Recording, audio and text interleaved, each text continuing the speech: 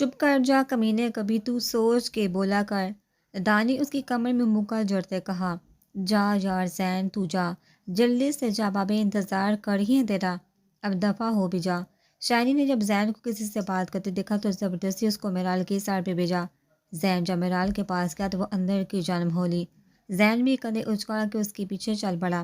پیچھے شاعری جملے کسنے نہ بولا، استغفر اللہ کیا زمانہ آ گیا، اب لڑکی خود ہی سب کے سامنے لڑکے سے اکیلے میں بات کرنے کا کہہ رہی ہے، پتہ نہیں آج کل کی لڑکیوں کو کیا ہوتا جا رہا ہے۔ شاعری نے افسوس سے اپنے کانوں کو ہاتھ لگا کے توبہ کی، بیوی ہے میری، سب کے سامنے ملی ہوئی اکیلے میں تجھے کیا، کسی کو بھی مسئلہ نہیں ہونا چاہیے۔ جاتے جاتے زین بتانا نہ بولا، دیکھو تیرا کیسے پڑھ نکل آئے ہیں، آج کل کے چھوڑوں کو نکاح ہوئے ابھی گھنٹہ بھی نہیں ہوا اور روب دیکھو کیسے جا رہا ہے مجھ پہ بغیرت۔ شاعری نے حالت پھپھے کٹنے والا انداز اپنا کے کہا، شاعری اس کو چھوڑو، وہ دیکھ نمال کس کے ساتھ بات کر ادھر جا۔ دانی نے اس کا نمال کی طرف توجہ کرا جو کسی لڑکی کے ساتھ ہنس کے بات کر رہی تھی۔ ہائے اللہ میری بیگم ذرا دھیان نہ دونا تو پتہ نہیں یہ کہاں چلی جاتی ہے۔ شاعری بڑبڑا کے نمال کی جانب گیا، بیگم ادھر کیا کر رہی ہو، کب سے میں ڈھونڈ رہا ہوں۔ شاعری نمال کے سر پہ پہنچ کے کھڑا ہو گیا اور بغیر دیکھے شروع ہو گیا، یہ کون ہے؟ ساتھ والے لڑکے نے اس ہینڈسم لڑکے کے بارے میں پوچھا جس نے اس کو ایک نظر بھی نہ دیکھا تھا اور آتے ہی نمال سے مخاطب ہوا تھا۔ میں نہیں جانتی ان کو، کون ہو آپ؟ نمال انکار کرتے ہوئے بھائی صاحب کہنے لگے۔ شاعری نے اس کا ارادہ بامتے ہوئے بیچ میں ٹوک دیا، ارے بیگم دوسروں کو کیوں ظاہر کر رہی ہو کہ تم ناراض ہو مجھ سے؟ ادھر چلو، ہمارا منا رو رہا ہے، کب سے تمہیں یاد کر رہا ہے وہ۔ شاعری نے محبت سے کہا تو نوال کا غصے سے منہ سر ہو گیا کہ ایک دوسری لڑکی کے سامنے کیا بکواس کیے جا رہا تھا یہ پاگل۔ نوال نے کچھ کہنے کے لیے منہ کھولا ہی تھا کہ شاعری اس کو بازو سے پکڑ وہاں سے لے آیا۔ شاعری کو دانی نے بتایا کہ جو لڑکی اس سے بات کر رہی وہ دراصل نوال سے اس کے بارے میں انفارمیشن لے رہی اور اپنے کسی کدو بائی کی انفارمیشن دے رہی ہے، مطلب صافہ کے تیرے والی پہ وہ ڈورے ڈال رہی ہے اپنے بھائی کے لیے۔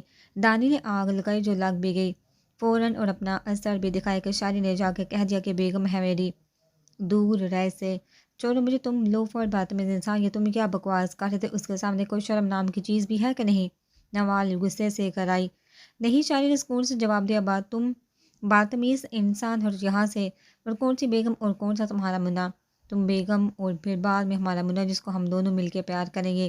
شاعری کے اس طرح بے باک ہونے پہ میرال غصے اور شرم سے لال ہو گئی، شرم مرو تم، شرم دلانے لگی، لیکن پھر اس کا ایک لفظی جواب نہیں یاد آیا تو غصے سے کہہ کے جانے لگی۔ شاعری پھر بولا،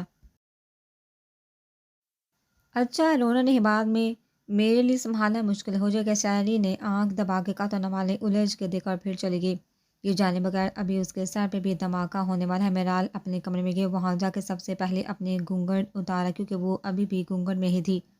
زین بھی اس کے پیچھے کمرے میں داخل ہوا اور کمرے کا دروازہ لاک کیا۔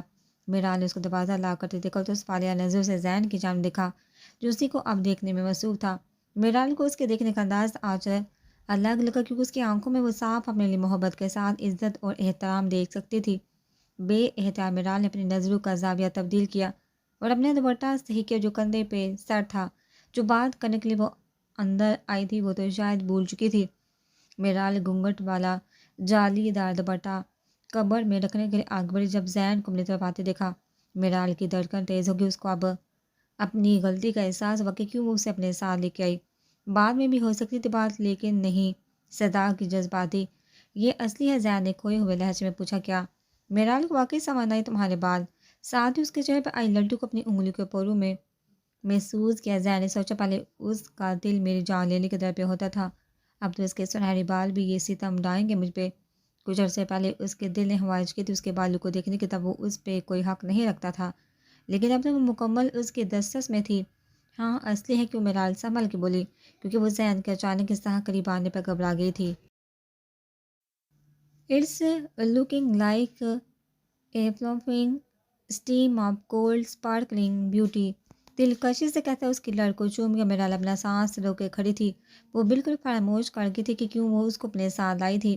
مجھے نہیں پتا تم میں ایسی کیا بات ہے جو مجھے پہلی نظر میں پسند آ گئی، مگر یہ بات پکی ہے کہ میں تم سے بہت زیادہ محبت کرنے لگوں گا کیونکہ تم نے مجھے پہلے ہی نظر میں اپنا بنا لیا۔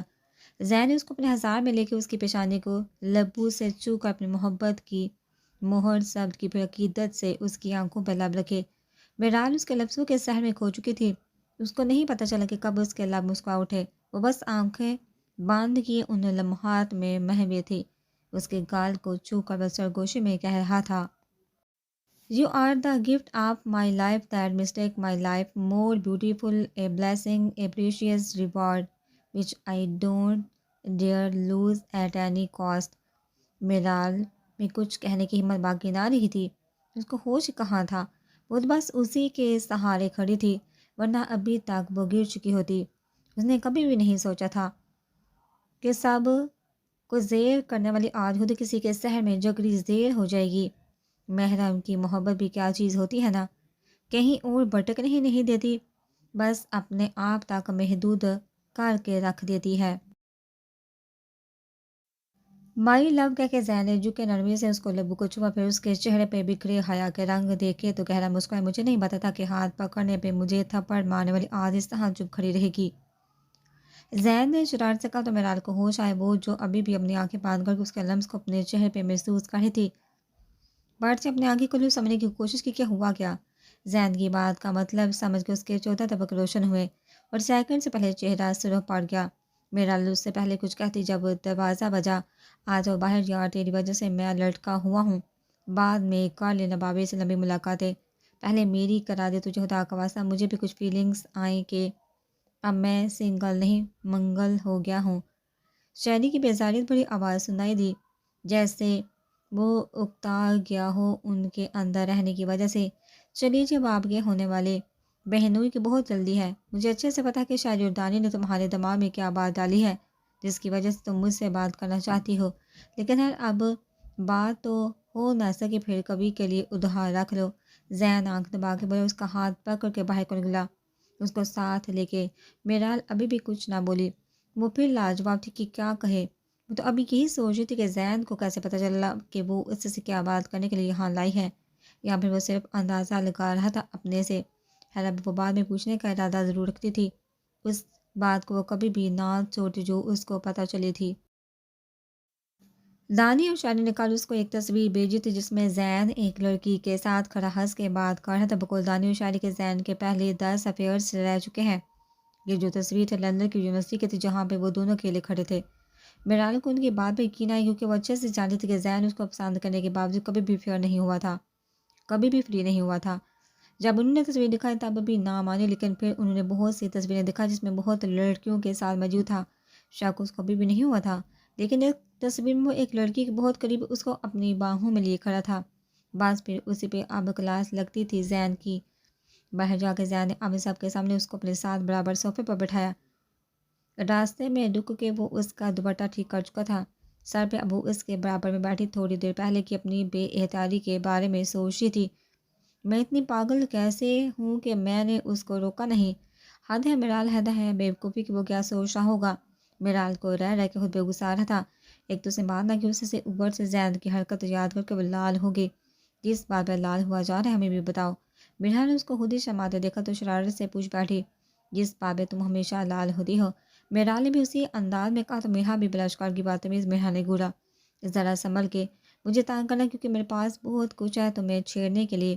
میرال دل جلانے والی مسکراہٹ کے ساتھ بولی تو میرا کو حیرت ہوئی کہ اس کے پاس کیا ہے جسے وہ اس کو تانگ کرے۔ دکھاؤ مجھے، دکھاؤ مجھے، میرا نے چیلنج والے انداز میں کہا کہ جیسے مجھے کوئی فرق نہیں پڑتا۔ بیبی رات کو میرال آنکھ دبا کے بولی تو میرا نے اس کا دلہن بننے کا بھی لحاظ نہ کیا، اور ایک چپت رسید کی اس کے کندھے پہ بہت ہی کوئی پہنچی ہوئی چیز ہے تم میرو۔ میرا نے گور کہا، یہ تو اب میں بھی کہوں گا۔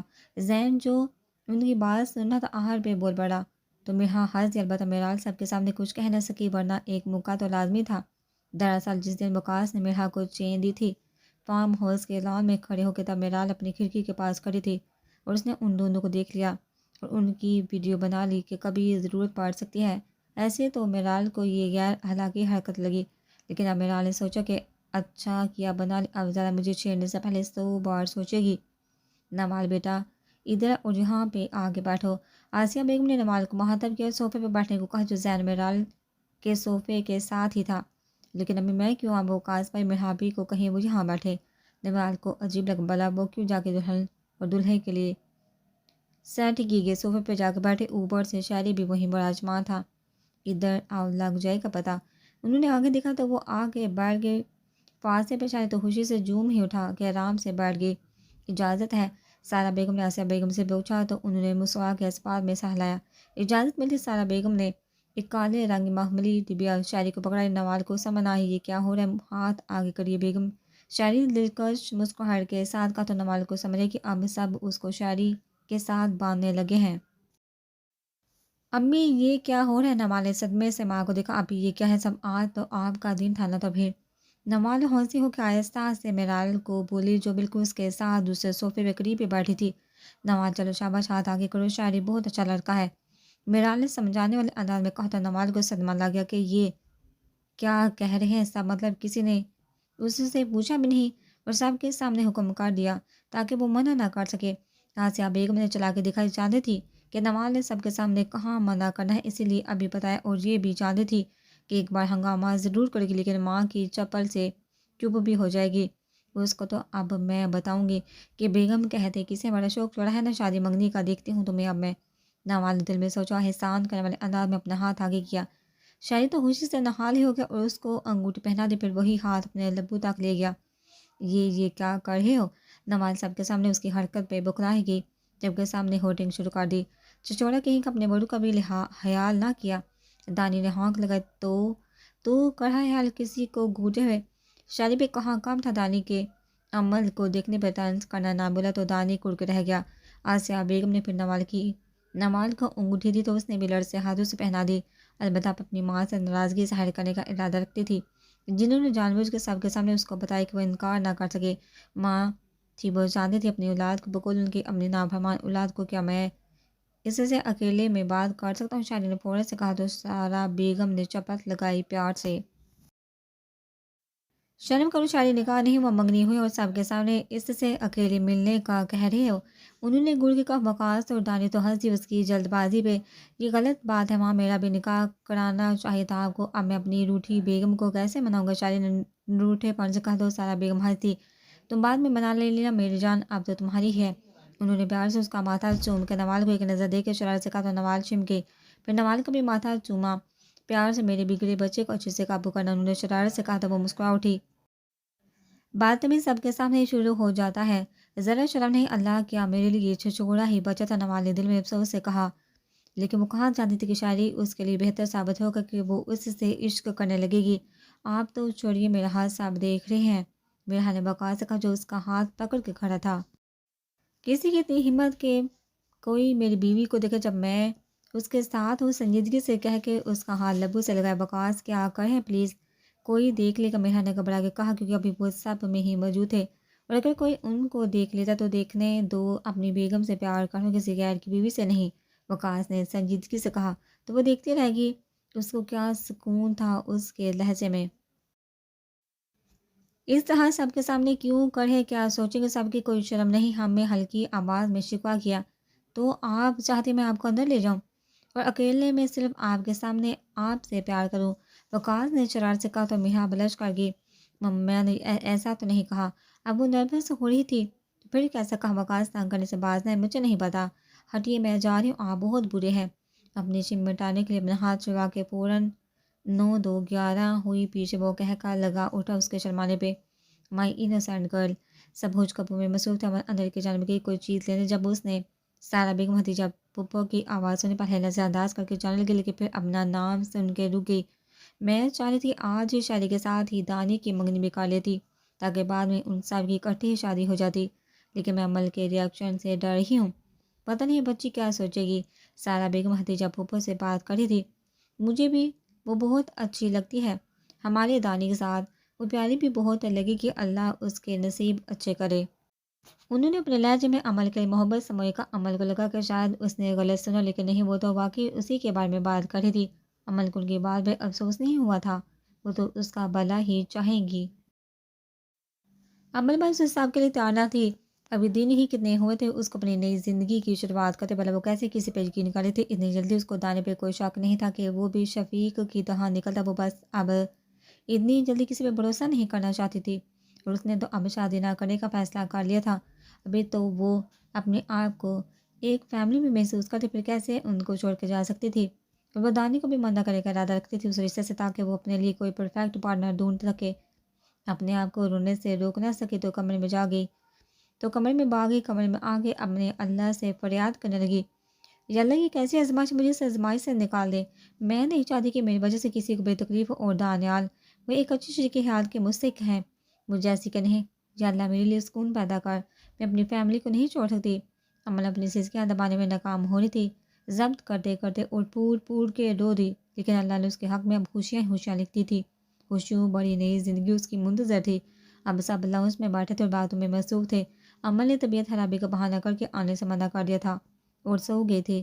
شاعری مسلسل نوال کو تانگ کیے جا رہا تھا، جو وہ سب کے سامنے برداشت کر رہی تھی، البتہ اندر ہی اندر شاعری کو گدھے گھوڑے لوفر بدتمیز آوارہ القابات سے نواز رہی تھی۔ ذہن میں مرال کے ساتھ ہی بیٹھا تھا، وکاس میں آگے پیچھے کچن میں گیا تھا، بقول شاعری کے اپنے ذہن مریدی کے ریکارڈ قائم کر رہا تھا۔ ویسے اگر تم اس کو اپنے گلے میں بھی پہنتی تو میں دیکھ لیتا، اب تو میں حق بھی رکھتا ہوں دیکھنے کا۔ ذہن نے مرال کے کان میں سرگوشی کی۔ کیا مرال نے نہ سمجھی سے دیکھا تو ذہن نے مسکرا کے اس کا ہاتھ پکڑا اور ذرا سی سیدھے ہاتھ کی کلائی سے آستین اوپر کی، جس میں مرال نے ذہن کا دیا ہوا لا کر لپیٹا ہوا تھا، اور اسی کلائی کو لبوں سے لگایا۔ مرال نے فوراً ہاتھ کھینچ لیا۔ یہ کیا کریں آپ؟ مرال نے گھور کے پوچھا۔ کیا لگتا ہے کیا کر ہوں؟ جان بوجھ کے لہجے شرارتی رکھا۔ مجھے نہیں پتہ، اتنا کیا کہ مرال نظریں گھمانے لگی۔ ویسے مجھے خوشی ہو تمہارے ہاتھ میں یہ دیکھ، اگر تم اس کو گردن میں بھی پہنتی تو زیادہ خوشی ہوتی۔ ذہن نے پھر اس کا ہاتھ پکڑا اور لا کر پہ اپنی انگلی پھیرنے لگا۔ کل پہننا تھا تو یاد نہیں رہا اتارنا۔ مرال نے جھٹکے سے اپنا بازو چھڑوایا۔ واقعی لگ نہیں رہا، اگر نہیں پہنا جا رہا تو مجھے بتاؤ، میں ابھی پہنا سکتا ہوں۔ ذہن نے اس کی جانب جھک کے کہا تو مرال بکھلائی۔ پیچھے رہ کے بات نہیں کر سکتے آپ؟ مرال نے دانت پیس سے کہا۔ بالکل بھی نہیں، میں تو سب کا لحاظ کر رہا ہوں، ورنہ یہ جو تم اتنا دور بیٹھے ہو وہ بھی دوری نہ برداشت کروں میں۔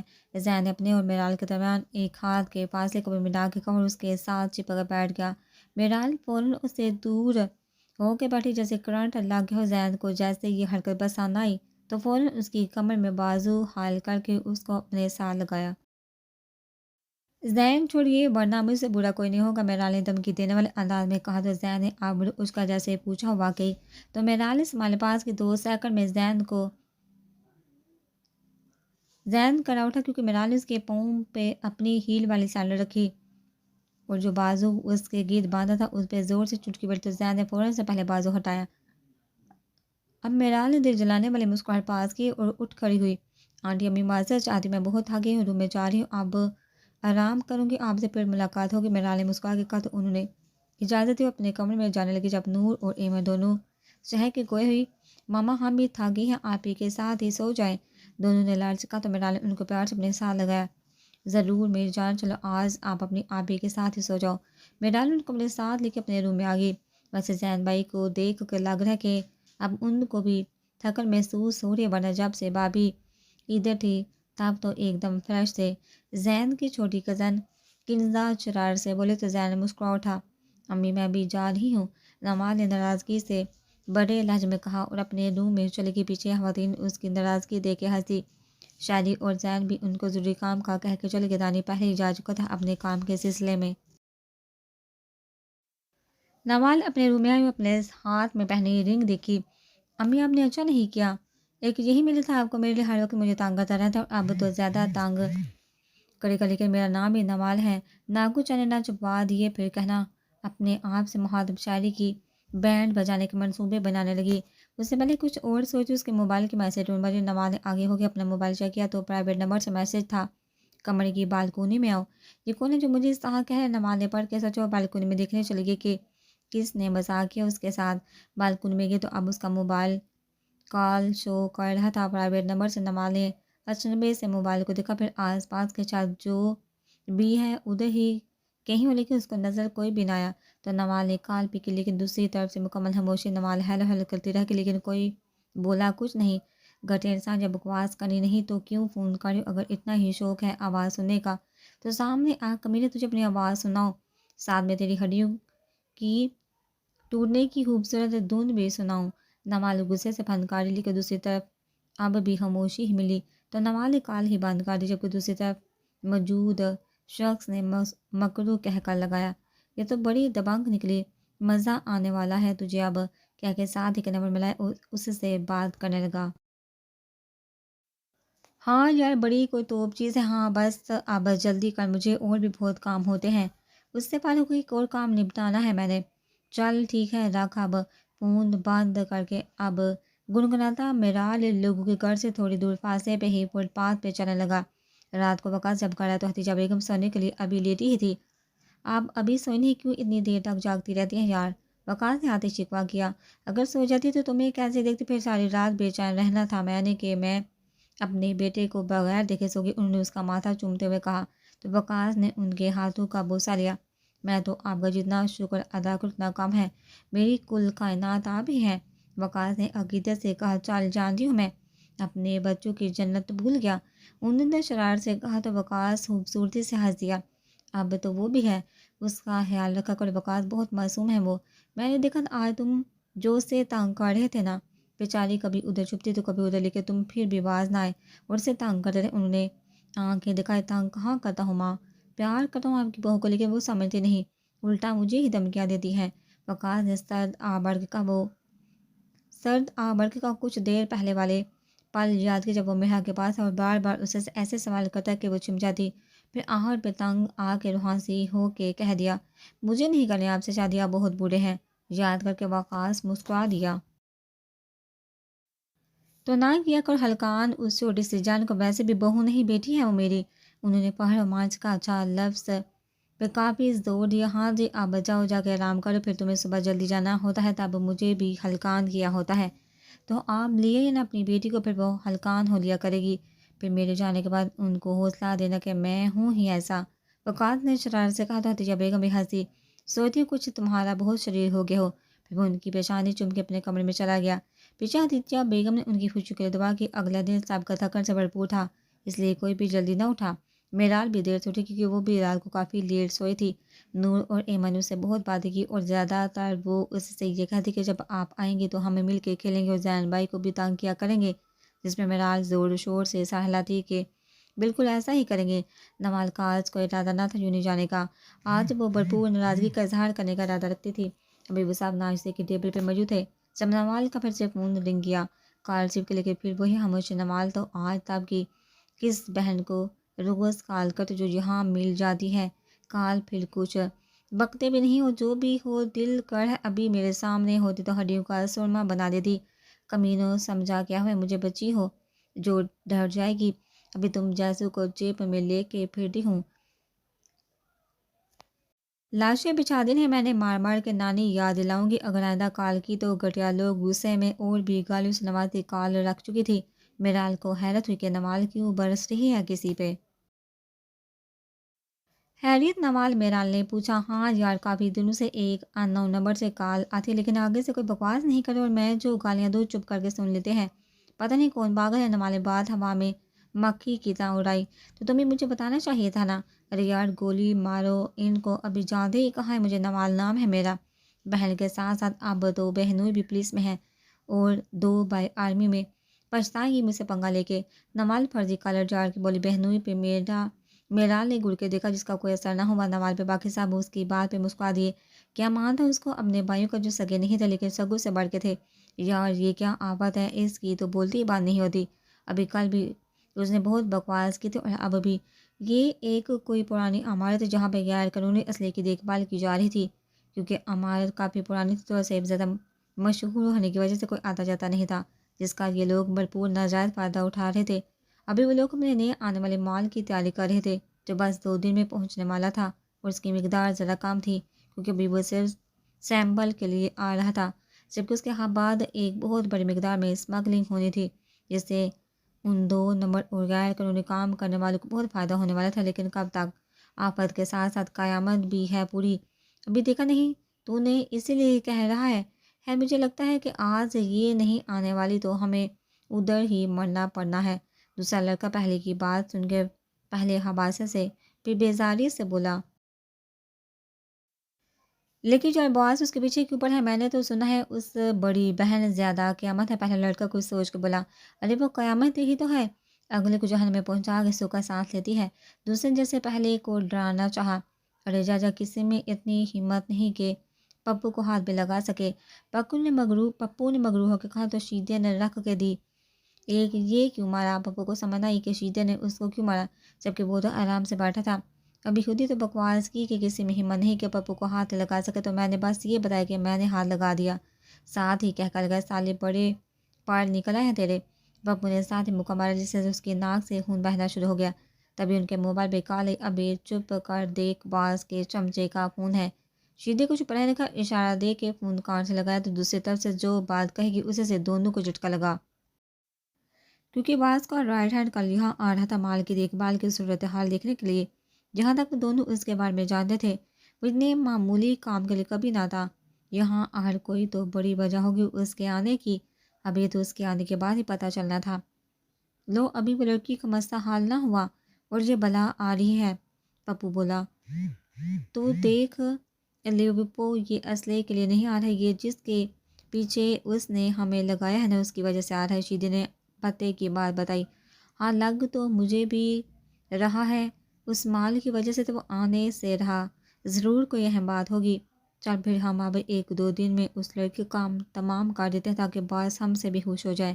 شیدے نے کہا تو پپو نے اس کی بات کی تائید کی اور اپنے کام میں لگ گئے۔